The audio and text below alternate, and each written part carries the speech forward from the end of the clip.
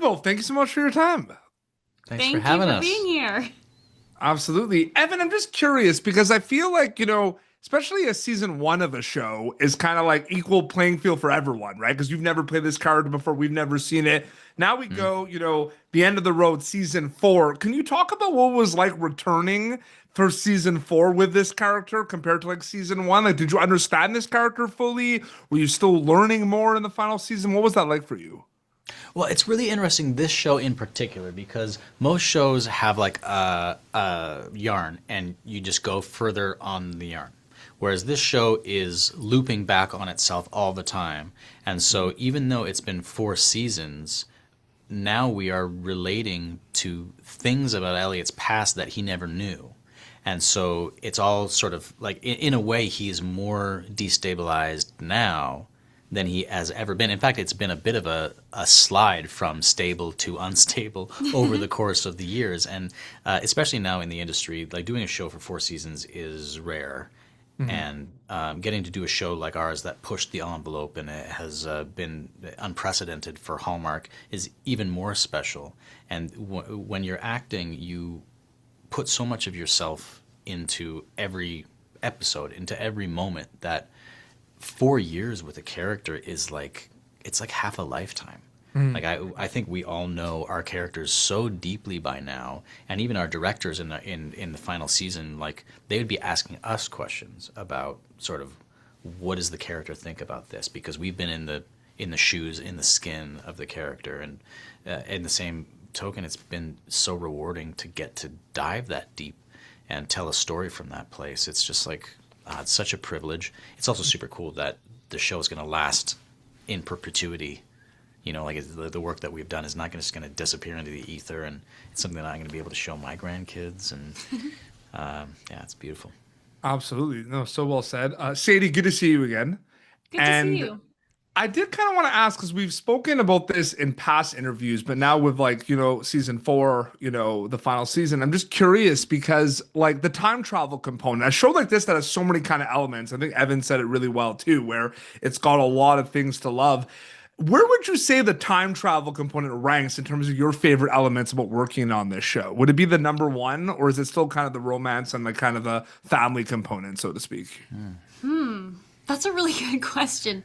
I think that the time travel is the thing. I think I'm not a sci-fi person myself, but the fact that the time travel component to this show is what brings the heart and brings the healing and brings the emotional complexity that it brings is what draws us back to this, what draws audiences back to the story, and what keeps every scene exciting as an actor, because it's not just the scene that you're playing, but it's your relationship to everything you know about your family that is unfolding. And sometimes audiences are connecting the dots like for you. Basically, they're watching it and they're thinking about all the scenes that you've played out before, and all the conversations that you got to have, all the 5 more minutes that you got to have with all the different people in your life that as adults and also as their younger versions. And I think it's also just so cool to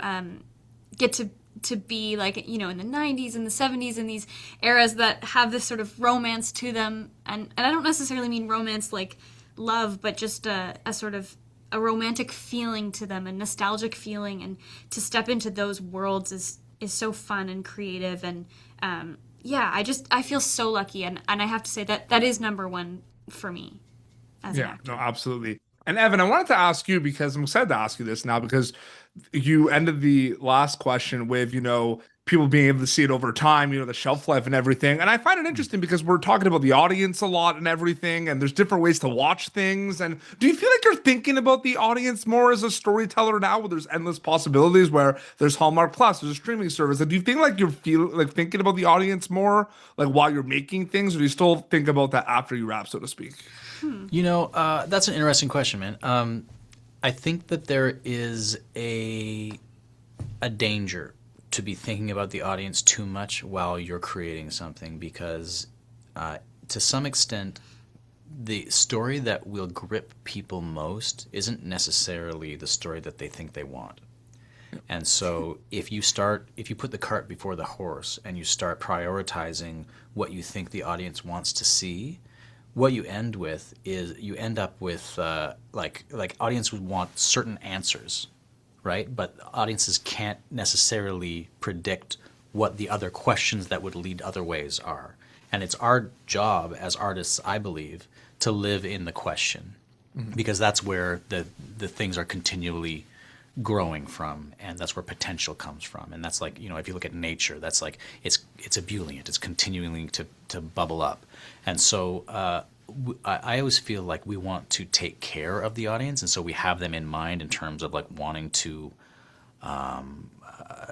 shepherd them on a journey that is going to nourish them, but not to think of them in terms of like demand and acquiescence, because there's it can be dangerous, and I've seen like for example, if you see like a lot of movies that are like made by committee, and not to poo-poo other people's work, but like movies that are made by committee that you can tell there were like 45 people that sat around and were sort of like, well, what are they going to want to see? They're going to want that, and they want that, and at the end of the day, it falls flat because it's not actually coming from an inspired place. And the dangerous choice is to come from a specific point of view, and acting always like is most compelling when it's filled with an individual opinion, because that's no one else can have that.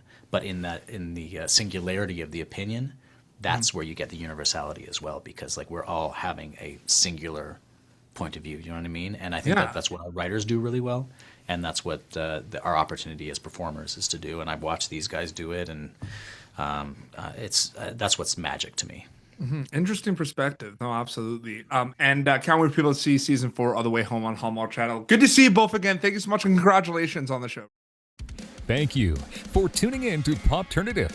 Make sure to check out our past episodes of Popternative on YouTube.